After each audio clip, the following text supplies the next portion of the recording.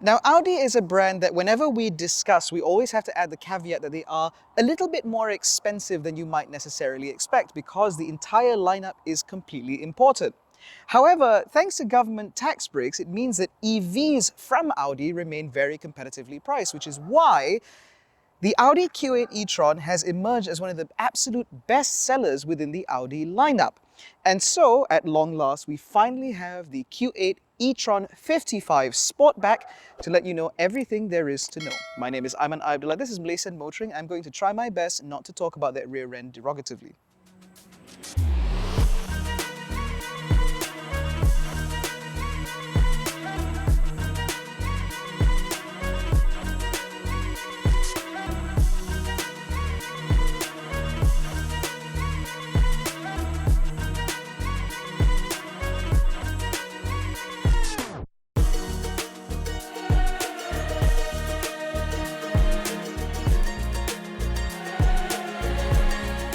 Now, the Q8 e-tron lineup in Malaysia is available as either a 50 or a 55, denoting both power output as well as battery capacity. What we have here is the 55 Sportback, which means that this car runs a 114 kilowatt hour battery, or 106 kilowatt hour usable, which is lithium ion, producing 402 horsepower and 664 Newton meters of torque, with power going to all four wheels via an E-Quattro system.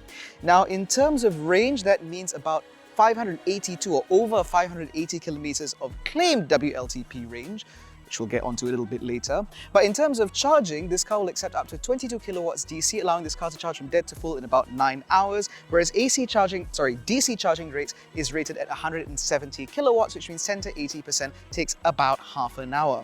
Now, this is all par for the course for what we term as a full-size, full-fat luxury SUV, which puts the Q8 e-tron in line with vehicles like the Mercedes-Benz EQC SUV as well as the BMW iX. Now, because this is the 55, it comes exclusively in S-Line trim, which means that we get a far more aggressive front end where we have a lot more black plastic to frame the Audi single frame grille. Now, because again, this is an electric Audi, that means that this grille is largely ornamental, but I do think that the implementation of it is very nice, and it's certainly much nicer than what we've seen from BMW. Now, it is worth noting that for the 55 models, you also get this light strip down here, which fades or sort of provides a fading illumination over the top half of the grille, which I initially thought was a little chintzy, but now I think it's actually quite nice. We also see the first implementation of the new 4 rings Audi badge, which is now 2D instead of 3D, which according to them makes it a lot easier to apply onto printed material and stuff like that, but I thought we don't do printed material anymore.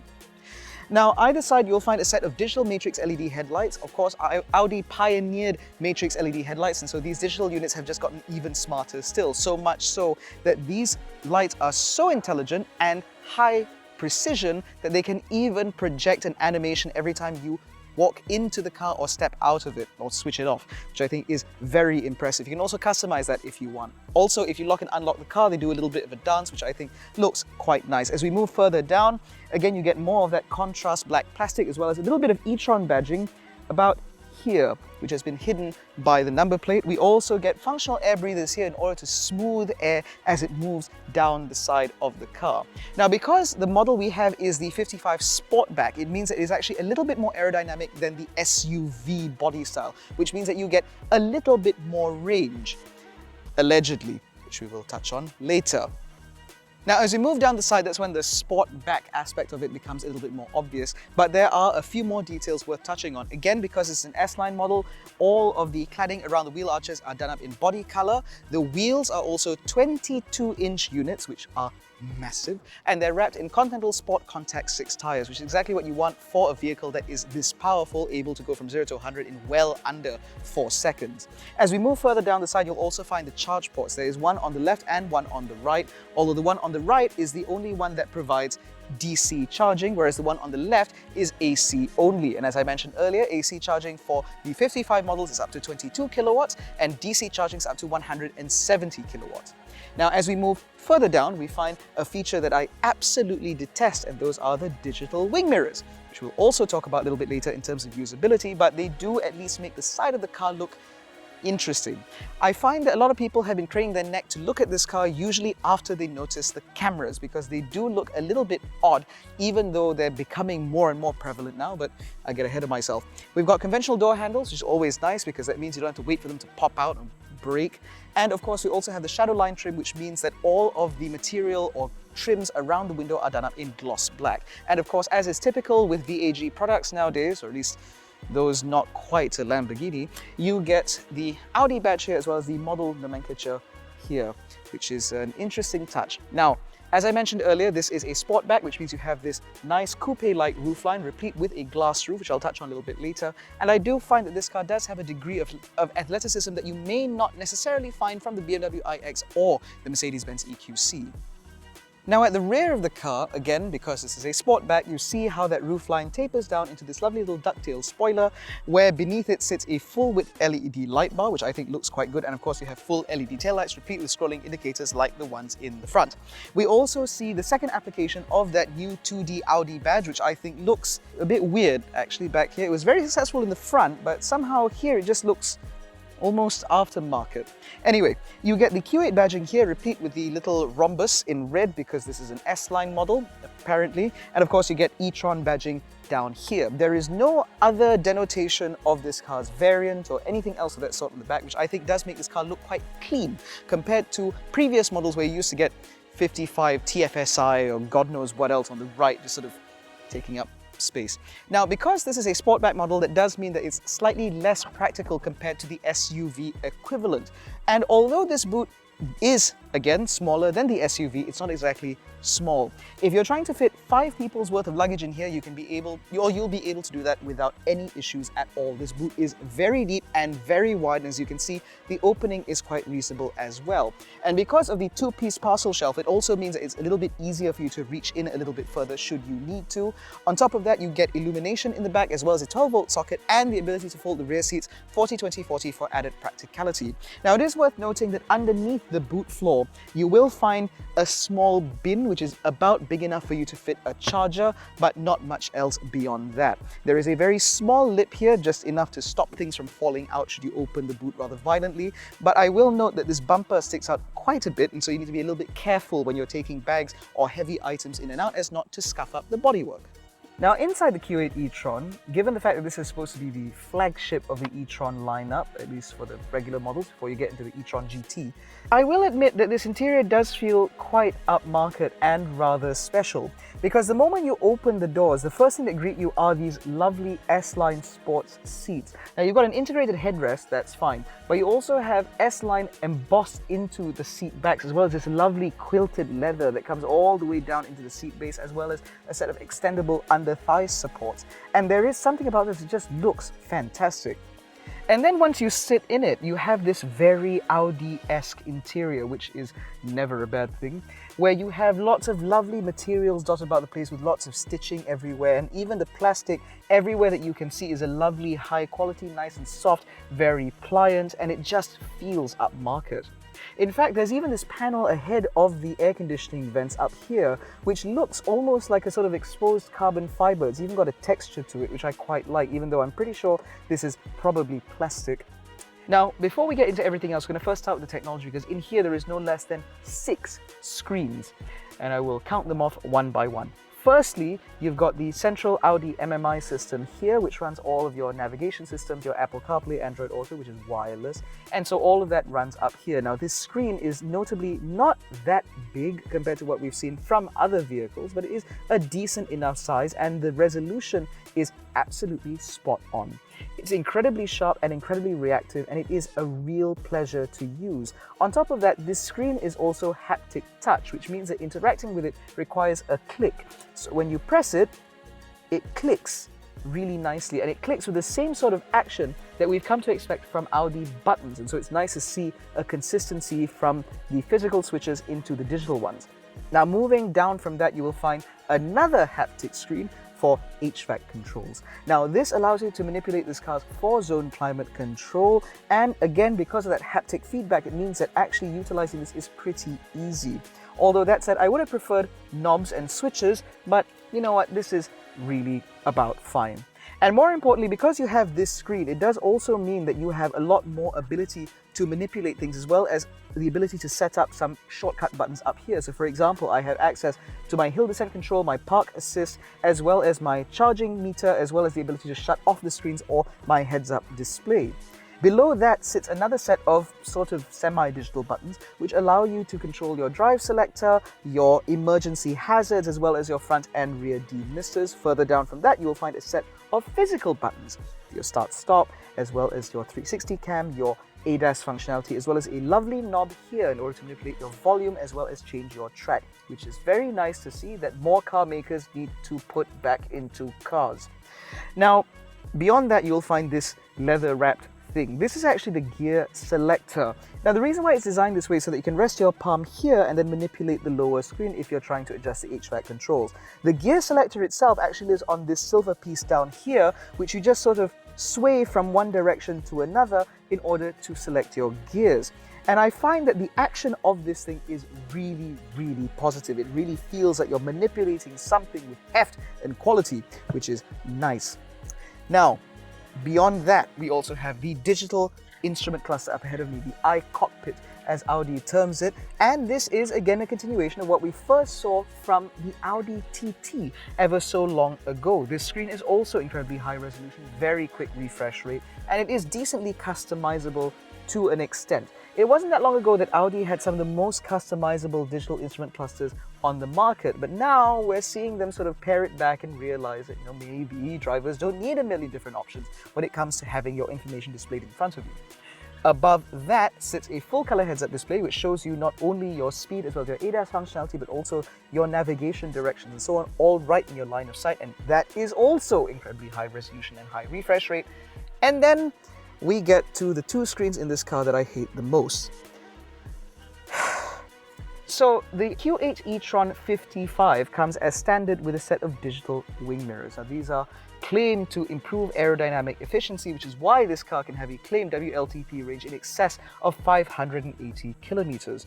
Now this is not the first time we've encountered digital mirrors, the first being the Kia EV9, where they set up a pair of really large screens sort of about here, broadly where your eye would have gone to look for a mirror anyway. However, because Audi is ruled by a lot of style, they've decided that this should live within a little housing designed into the door cards, which means that this screen is very, very small. On top of that, I do find that while you can adjust the viewing angle to some extent, you can't get it to pull in far enough for you to be able to understand reference points of the car itself. And because that screen is quite small, it means that your view is also quite small. I would much rather have just had mirrors and sacrificed the range anyway. Now, on to practicality. We have a couple of very large bins in here, which can also be manipulated in order to reveal your cup holders. We've got a relatively large center armrest here, which is square and not that deep, but it's all right for smaller items. You get your USB-C ports here. We've got decently sized door bins here, big enough to fit a 1.5 litre size bottle. And of course, we've got a decently sized glove box, which is all lined in felt to ensure that nothing rattles about. And of course, that also brings us on to quality, because Audis are known for their incessant, obsessive attention to quality, and this Q8 E-TRON 55 is no different, because in this car you will not find a single squeak, a single rattle, no nothing. You can drive over a washboard surface and this car remains silent. And the choice of materials in here is lovely. As I mentioned, lots of soft touch materials, sort of stitching and all of that nonsense, but you also get a little bit of this microfiber suede-like material on bits where your arm might rub or interact with, which is really nice. And you get a set of electronic door pulls, which are also nice and hefty to use, which I really appreciate. Overall, I think that the interior of this car has been built really, really well, and it looks fantastic. It's really great to interact with. Also, before anybody asks, this stalk is for the ADAS function, specifically the adaptive cruise control, which later, I promise we'll talk about this.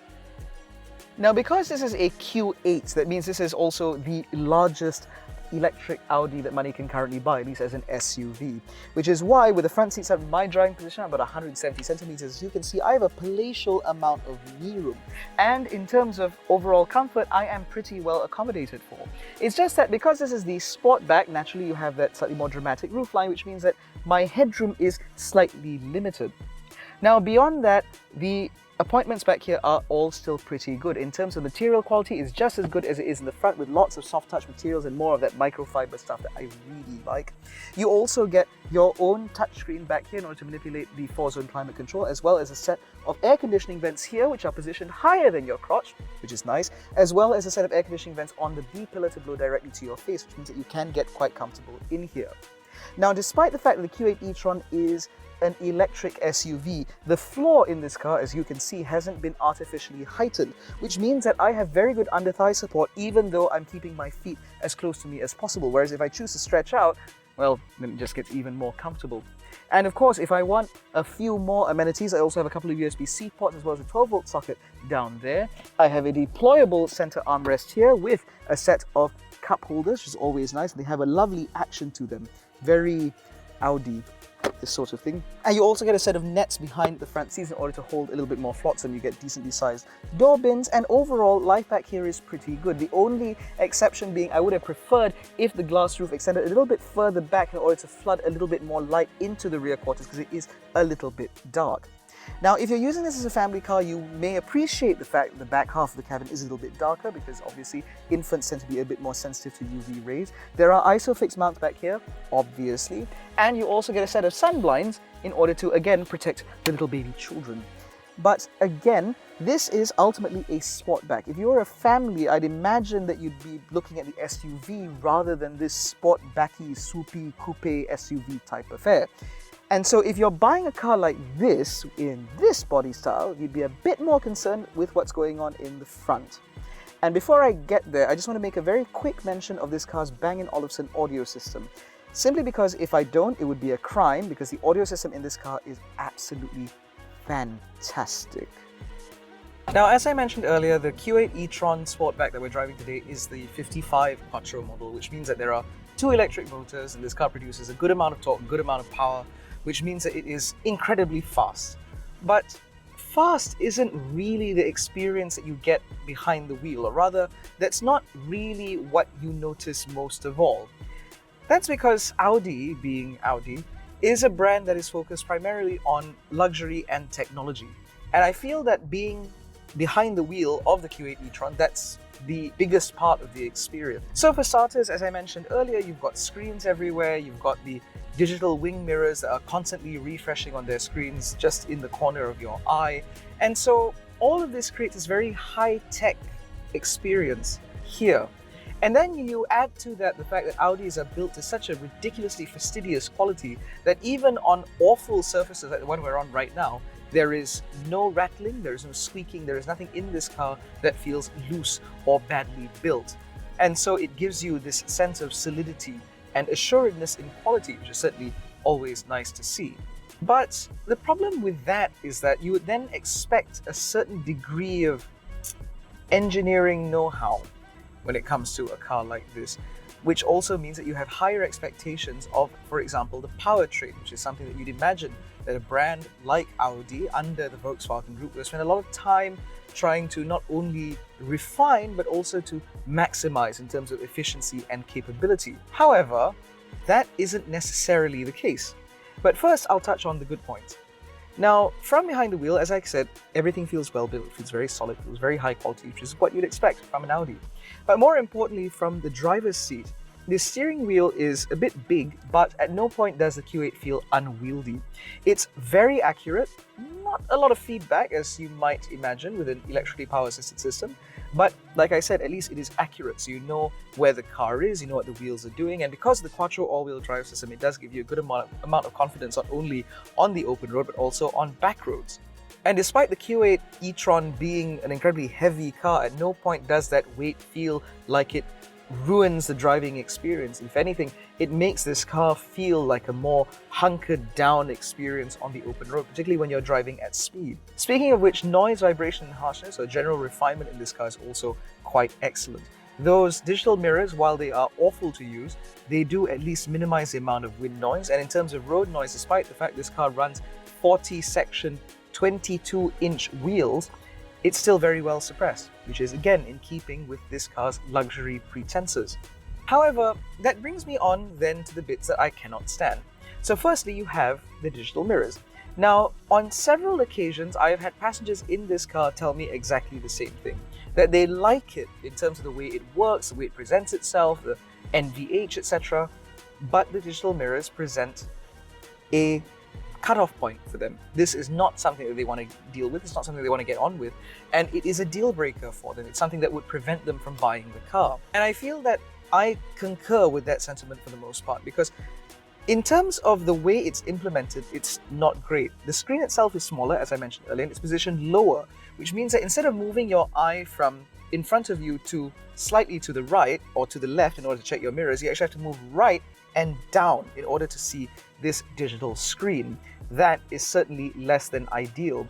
And the very limited field of view also means that you don't really have much in terms of perspective. It makes this car a little bit of a challenge to drive, especially when you're driving about in town. And then there is this car's efficiency, or lack thereof. Now, when I drive EVs, I will admit that I mostly use the adaptive cruise control because to me, that's the best pairing. You have no engine and therefore very little in terms of vibrations, and so you just want the car to give you the most pleasant experience from behind the wheel.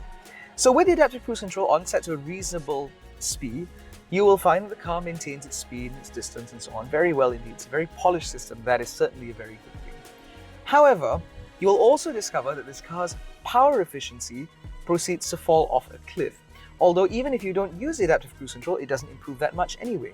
So throughout the duration we've had this car, if I check through the consumption figures, we have covered almost 500 kilometers, doing an average of 25.3 kilowatt hours per 100 kilometers. Now, if we round that down to 25 kilowatts per 100, that essentially means that this car has a usable range of about 400 kilometers, or in this case, just under.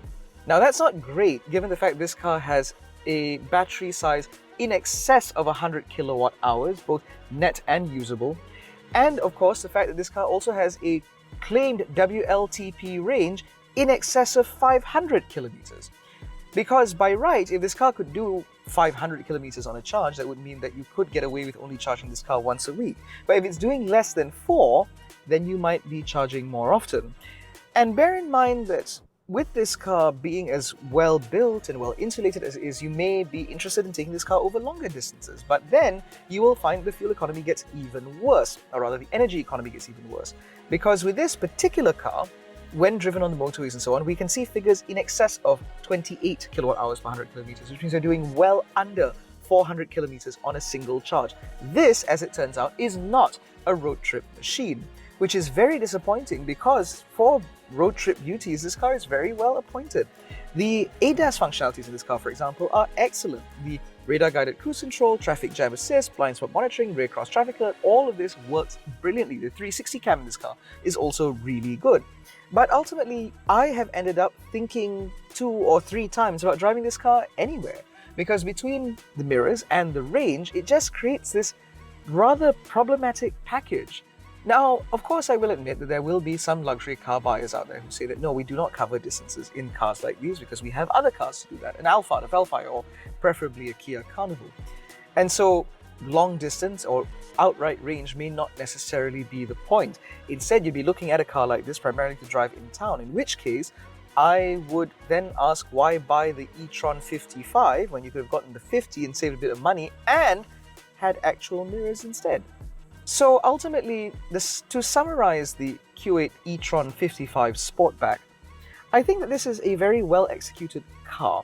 In terms of how it's been built and how it's been appointed, I think that it's nice to get into a vehicle like this where everything is exactly the way you expect it to be. This is not trying to reinvent the wheel like so many Chinese car makers are doing right now. Instead, this still functions like a car. It still works like a car. It's still reassuringly familiar like a car. It's just one that happens to be electric. And on that point, it's also worth pointing in mind that as an electric car, this car is quite flawed. Not only is the range very limited, but also the efficiency is also quite bad. And while it has 22 kilowatt AC charging, which is great, the DC charging rate of about 150, 170 kilowatts is also not that impressive, because usually in vehicles like this, in the luxury segment, you should be able to expect twice that amount of speed when you're charging, therefore reducing your stop times at R&Rs and whatever by about 50%. So overall, I think that the Q8 e-TRON is a little bit of a hit and miss. which is a shame because it showed a lot of promise.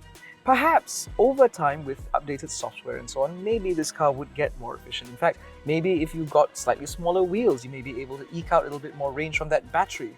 But as it stands right now, I think that an electric Audi isn't necessarily the solution. And so if you want a large electric SUV, then you can consider the BMW iX, which does admittedly do better range and has decent performance compared to this, although admittedly it also has that god-awful face. And if you prefer something that is a little bit more efficient, particularly to do long-distance drives, then I would urge you to consider the Mercedes-Benz EQE Saloon, because as a saloon car with a slipperier body shape, it is far more efficient on the motorway at speed, and generally in town it does seem to be a pretty decent companion. But if you desperately need an SUV coupe for whatever reason that I cannot comprehend, and electric really is for you, then I think that the Q8 e-tron is objectively a decent car. It has its flaws like many Audis before it, and so I do believe that it does give it some degree of character. It's just not as easy a fit as one might necessarily expect. In any case, that concludes our review of the Audi Q8 e-tron 55 Sportback. If you enjoyed this video, please give it a thumbs up, subscribe to the channel, hit the little bell icon to notified every time we make a new upload. Don't forget to follow us on Facebook, Twitter and Instagram, and you can join our new WhatsApp channel. All the links are in the description below. Thank you so much for watching. We will catch you in the next one. Take care, stay safe, and jangan bodoh.